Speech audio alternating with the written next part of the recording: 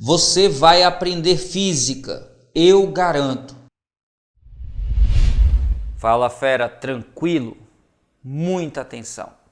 Quando a gente fala de Enem, a gente precisa entender que todos os itens, todas as questões que você vai resolver no Enem precisam estar relacionadas a alguma habilidade da matriz do Enem. Essa matriz é uma matriz pública e está disponível desde 2009, mas muita gente ainda não conhece as principais características dessa matriz. A primeira coisa que de cara você precisa reconhecer é que todas, de novo, todas, sem exceção, todas as habilidades iniciam com um verbo no infinitivo. E isso é muito relevante porque começar com um verbo é começar dizendo qual ação que é esperada que você tenha no item. Quando eu digo reconhecer, eu vou ter uma questão onde você vai ser apresentado alguma coisa de onde você vai ter que retirar, reconhecer algo. Então, muita atenção na sua preparação para o Enem para identificar o que é que cada habilidade quer de você. Em ciências da natureza são 30 habilidades, como também são 30 em matemática, 30 em linguagens e 30 em humanas. Dessas 30 habilidades de ciência da natureza, 5 se destacam na prova de física, pois estão sempre lá. Na verdade, não faz sentido falar da prova de física, a gente fala da prova de ciência da natureza. Mas estão sempre lá nos itens relacionados aos conteúdos de física, essas 5 habilidades. A habilidade número 1 caiu em todas, de novo, todas, sem exceção, em todas as provas. E o que é que a habilidade de número 1 quer? Simples. Quer que você seja capaz de reconhecer, olha o verbo, reconhecer características ou propriedades de fenômenos oscilatórios ou ondulatórios. E aí, ele quer, olha o segundo verbo, que você relacione aos seus usos em diferentes contextos. A gente vai ter um vídeo exclusivo para falar sobre essa habilidade, mas essa habilidade está diretamente relacionada com fenômenos ondulatórios. Anote isso aí. A habilidade número 1 fala sobre fenômenos ondulatórios.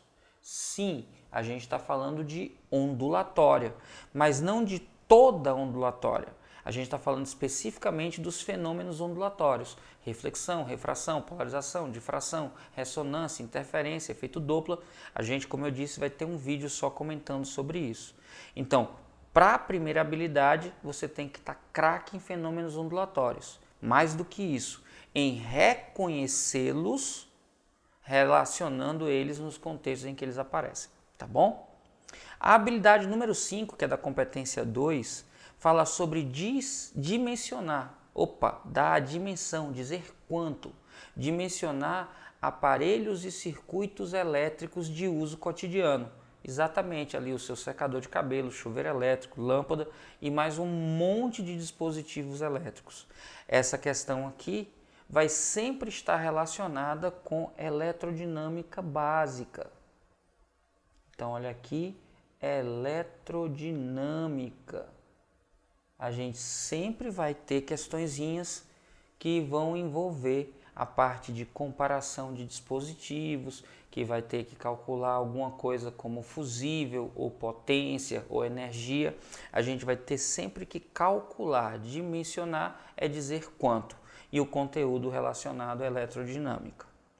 A habilidade 17 pede para você relacionar informações apresentadas em diferentes formas, aí seja gráfico, tabela, texto, equação, não importa. O que importa é que você vai ter que ser capaz de pegar informações separadas e uni-las para interpretar a resposta.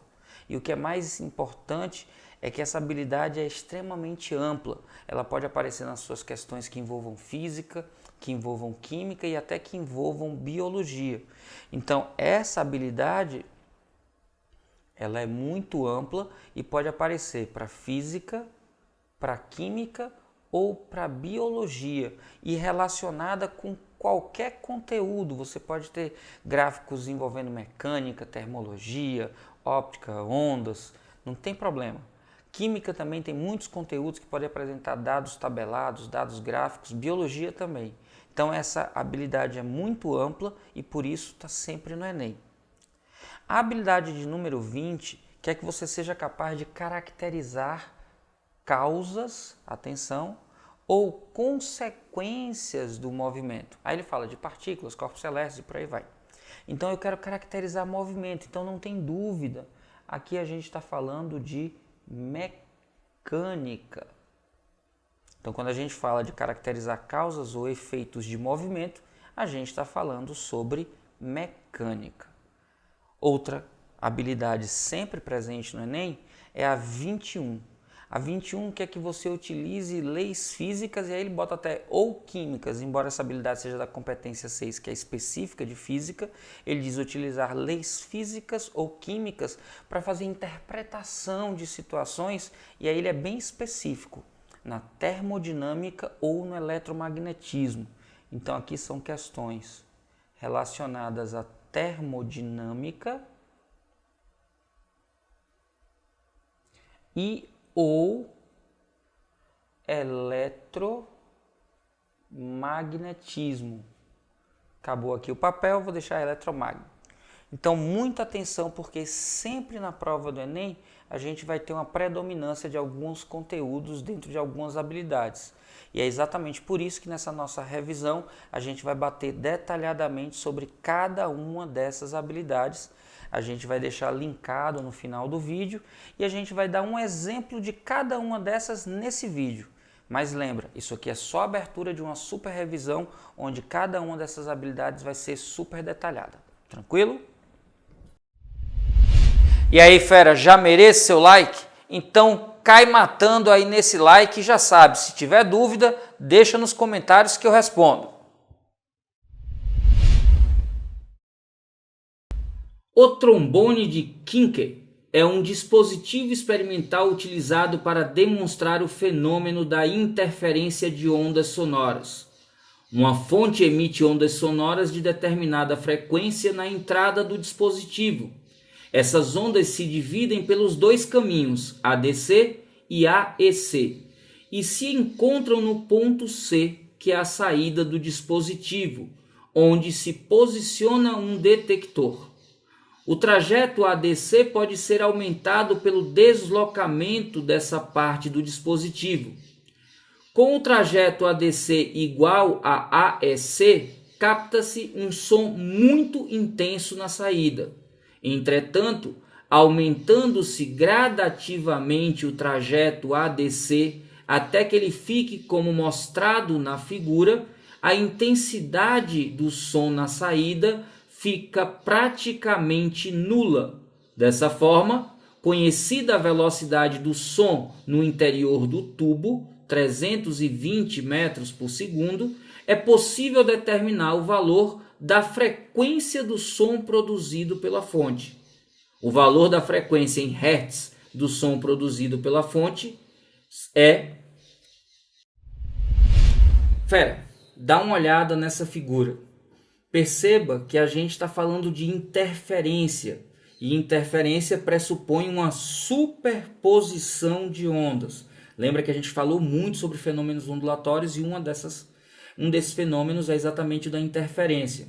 Como eu tenho dois caminhos, eu vou ter um atraso, uma diferença de tempo que vai produzir uma superposição da onda. Porque quando tem diferentes trajetos, tem diferentes distâncias de percurso. Aí na figura, um dos caminhos tem 40 centímetros indo para a esquerda, depois voltando. Então eu tenho dois caminhos de 40 e do lado direito eu tenho dois caminhos de 30. Então veja que a gente tem aí esses dois caminhos com trajetos diferentes. Na interferência, a gente pode ter o encontro de crista com crista e vale com vale e ter a interferência construtiva.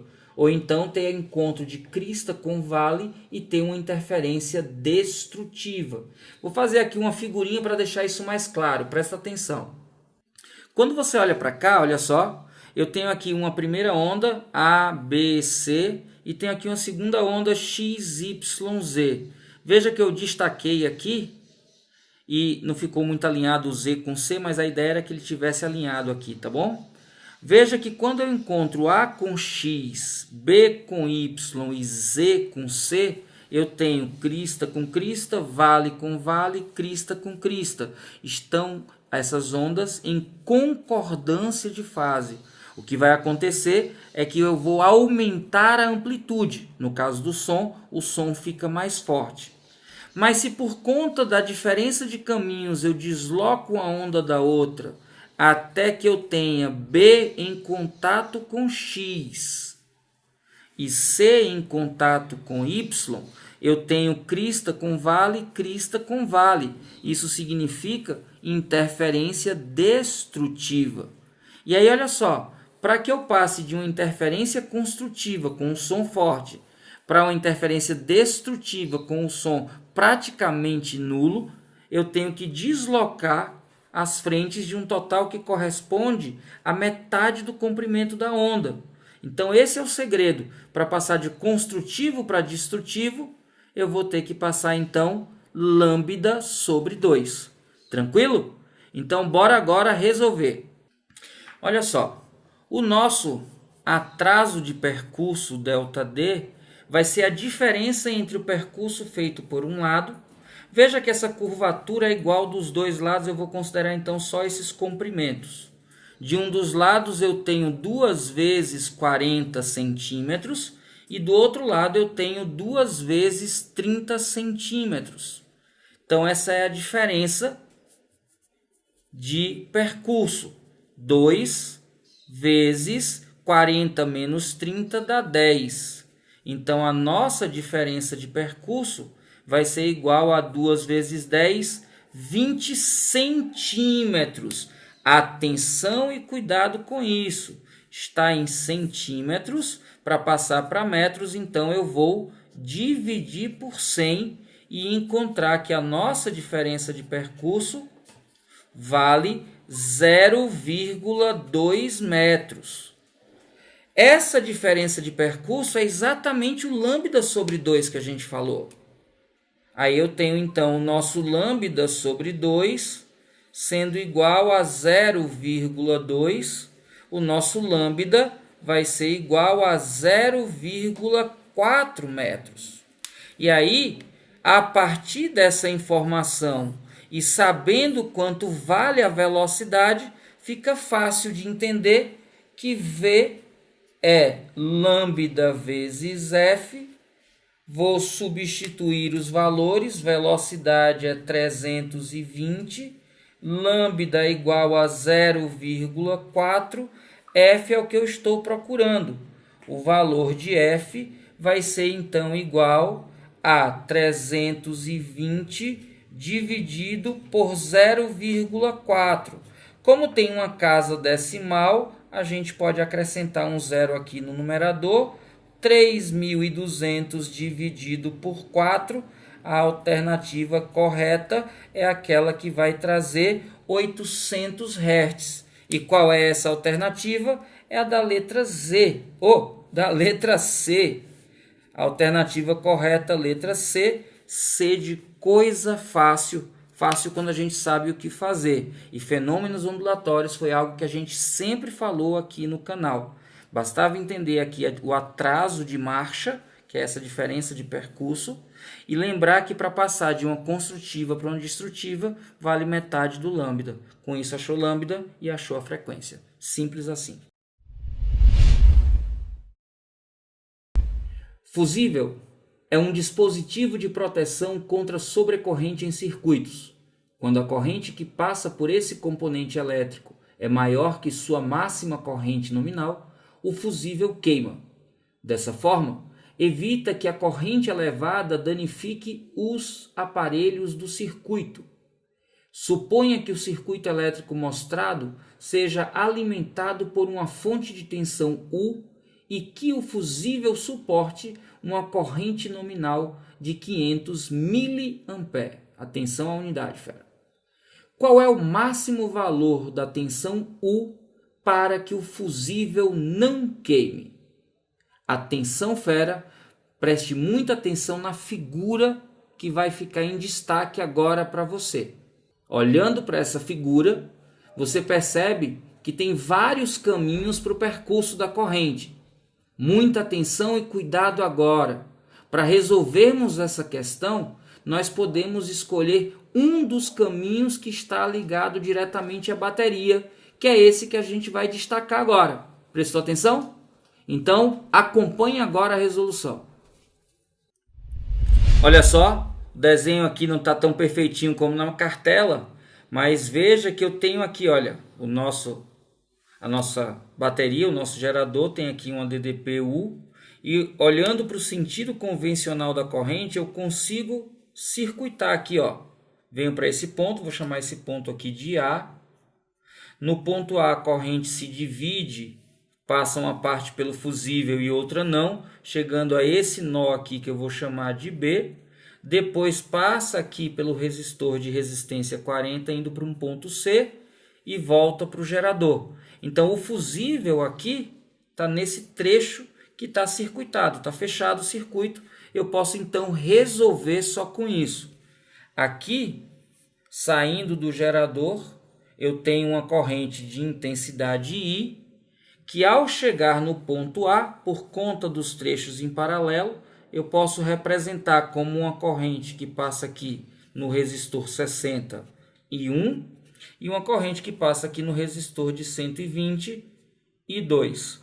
Essas duas correntes se juntam em B e passam aqui pelo resistor de 40, passam pelo ponto C e retornam.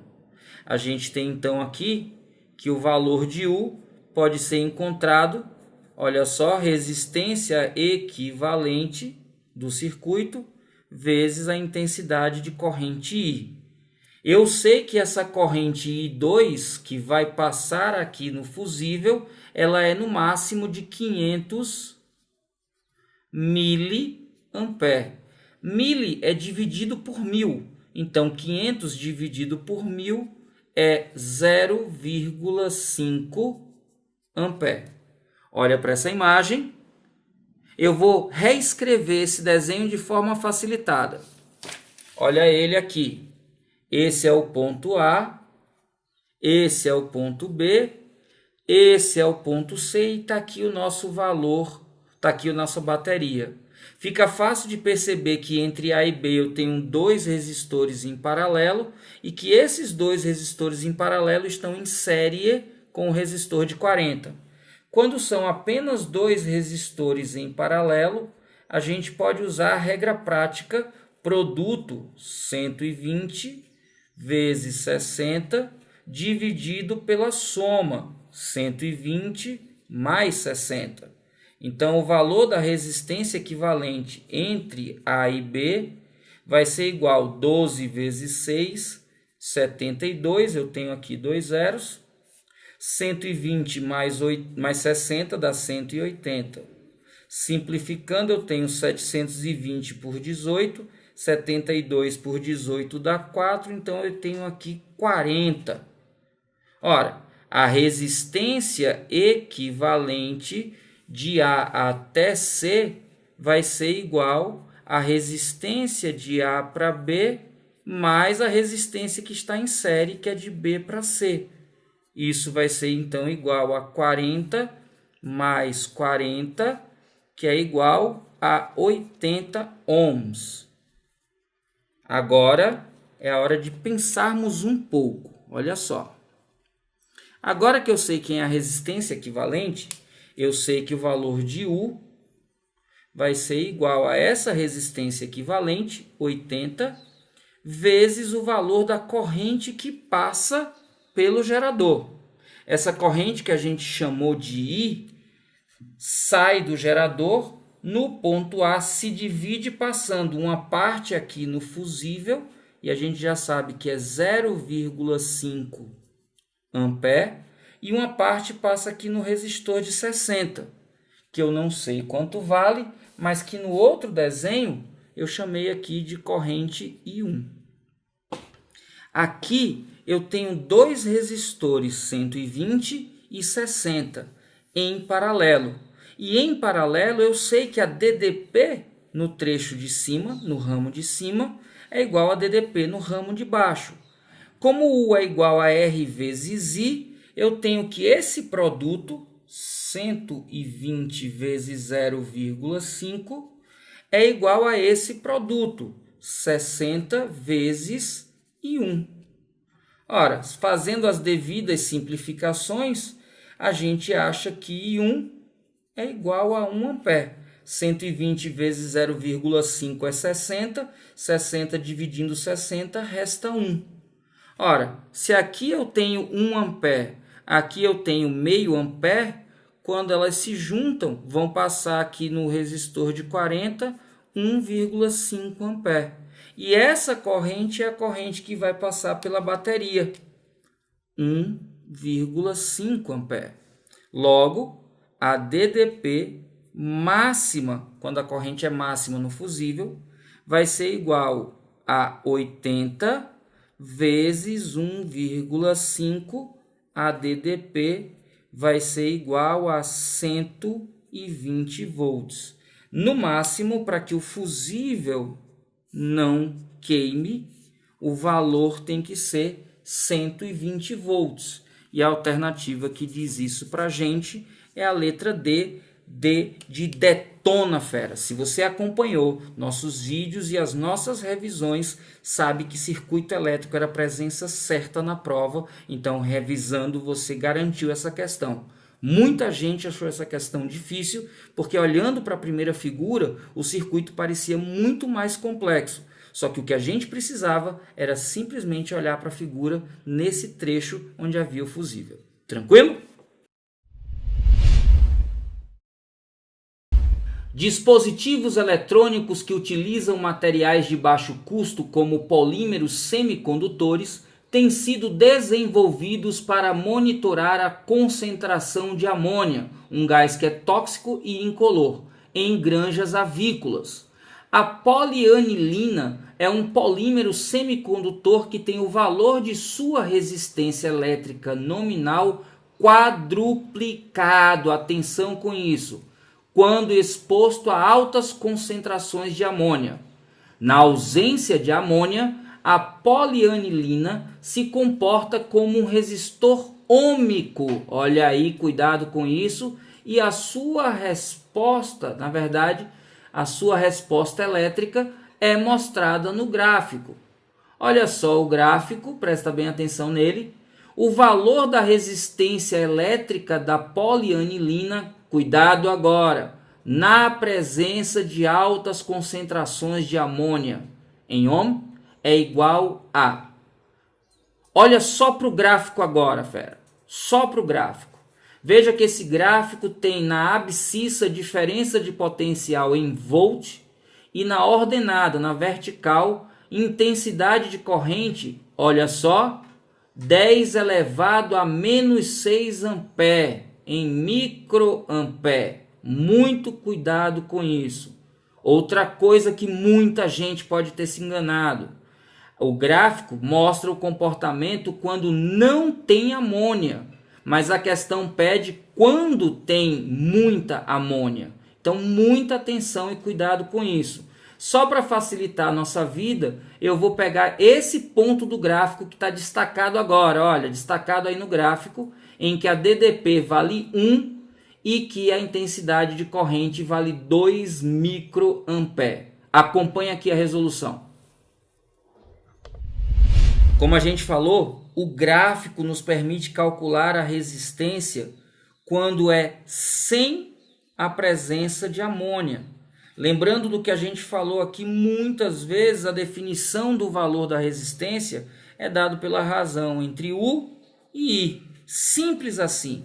Então eu vou substituir o valor de U. A gente pegou no gráfico o ponto em que o valor de U era 1 e o correspondente valor de I é 2. Só que é 2 vezes 10 elevado a menos 6.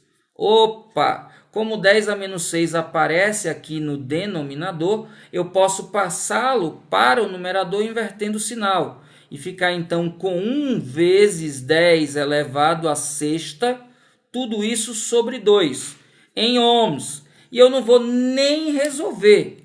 Eu vou deixar do jeito que está aí destacar, porque não é esse o valor que eu estou procurando. Ele quer saber o valor na presença de amônia.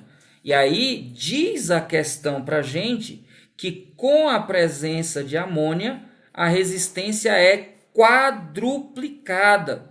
Então é 4 vezes o valor sem a presença de amônia.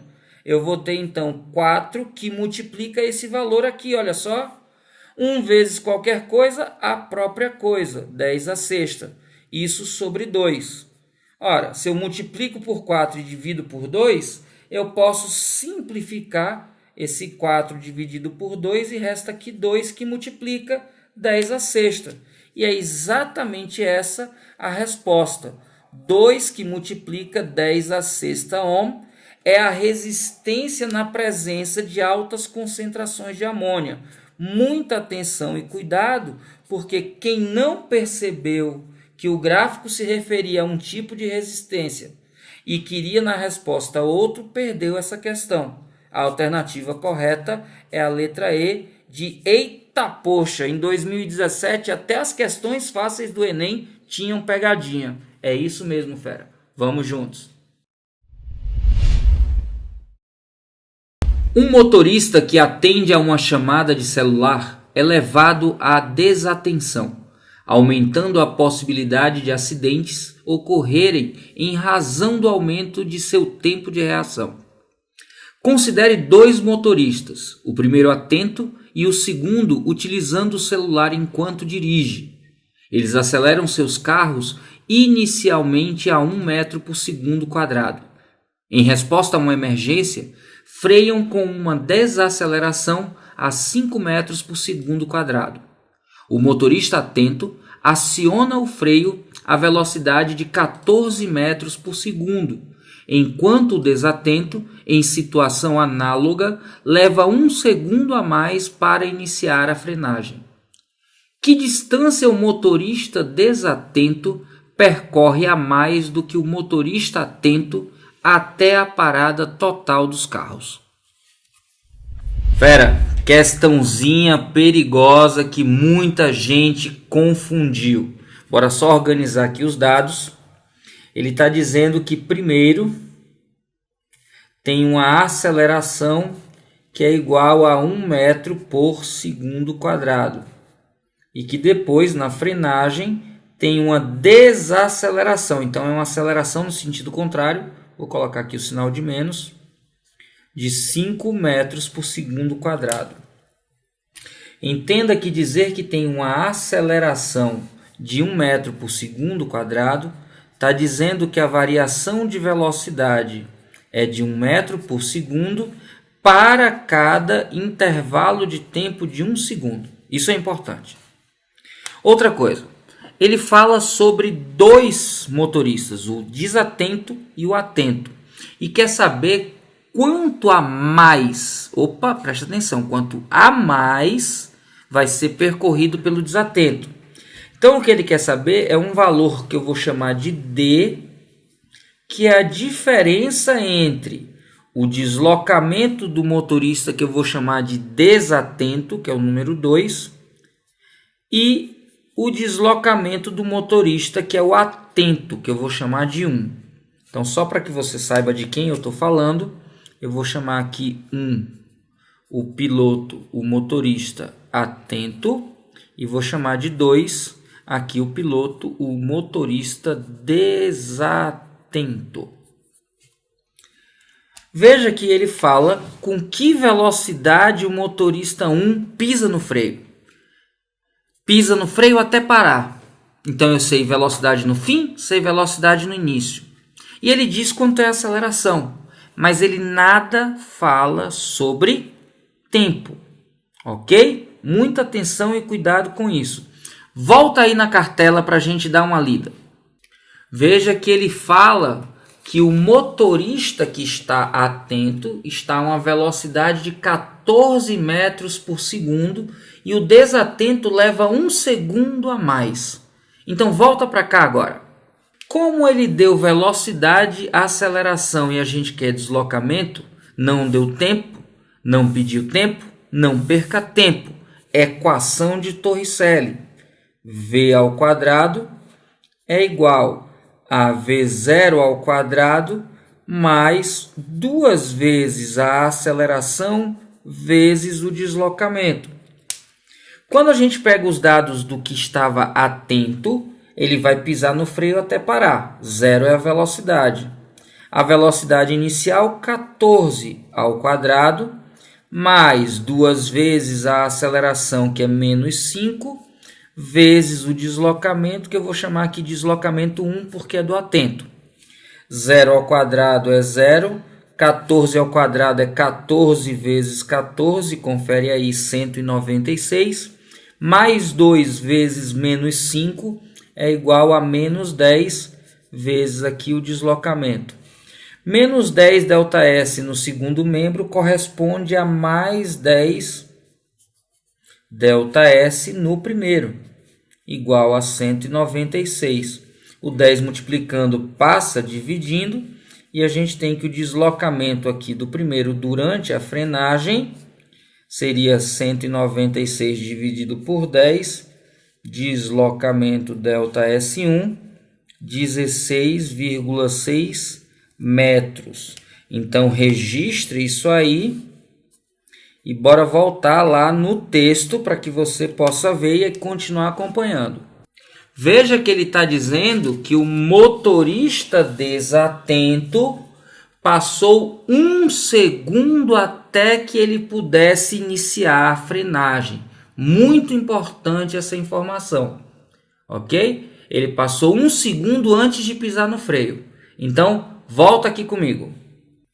Eu tenho 2 trechos do movimento. Eu tenho um trecho e outro, em que no primeiro trecho ele estava com velocidade 14 metros por segundo, passou 1 segundo acelerando, então esse movimento aqui é acelerado. E depois ele pisa no freio e passa a ter um movimento retardado, em que a velocidade final é igual a 0.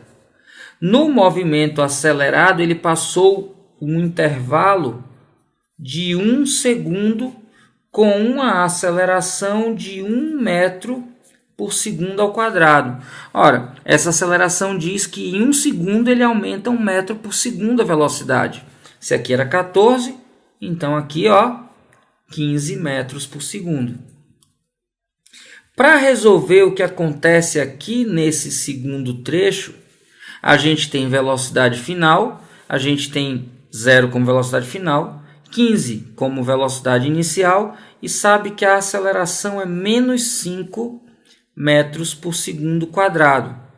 Como a gente acabou de fazer, se não tem o tempo no segundo trecho, é só usar a equação de Torricelli.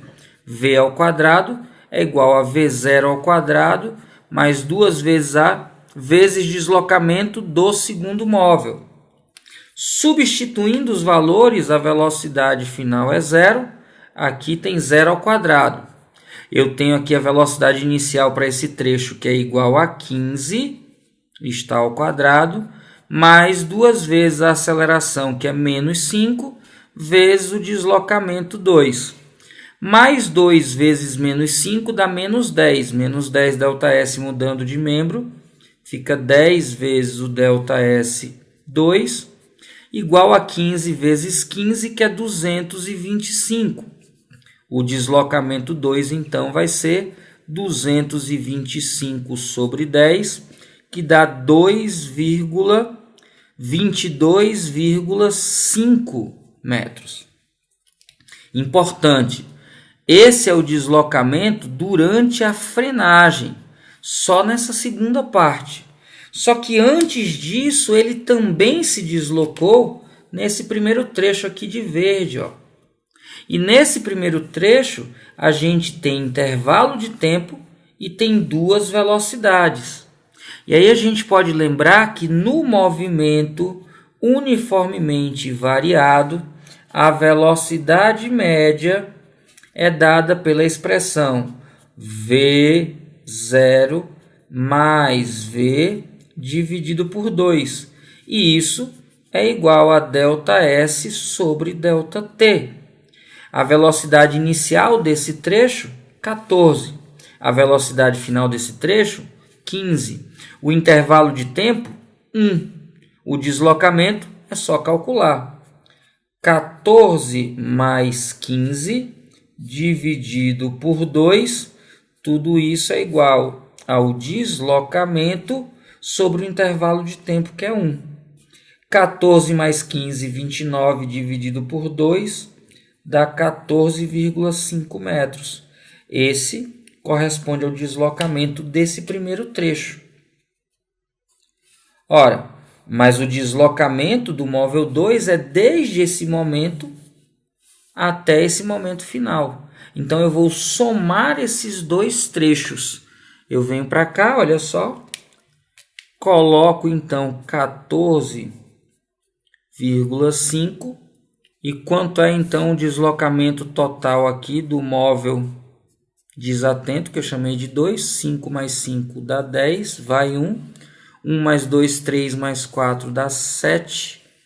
2 mais 1, 37. Esse é o deslocamento 2. Como a gente quer a diferença, olha só, vou voltar para aquela folha inicial sem fazer transição, sem magiquinha. Olha aqui, ó, veio para cá o papel. Para encontrar o que ele está pedindo, que é esse D, eu vou pegar o deslocamento 2, que foi 37, e subtrair o deslocamento 1, que foi 19,6. Fazendo aqui 37,0, 19,6. Quando a gente subtrai, 6 para 10 dá 4, vem 1.